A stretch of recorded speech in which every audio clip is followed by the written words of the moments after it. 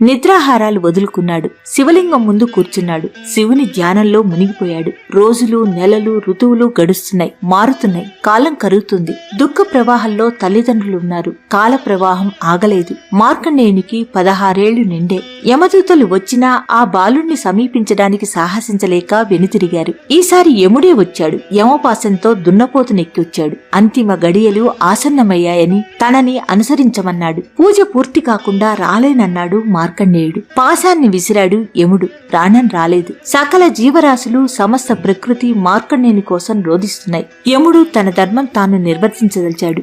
లొంగలేదు, జాలి చూపలేదు. రెండోసారి పాశం విసిరాడు. కదలక మెదలక శివలింగాన్ని కౌగలించుకున్నాడు మార్కండేయుడు. మార్కండేయుని ప్రాణాలు విడిచిపెట్టమని ప్రాణికోటి రోధించింది.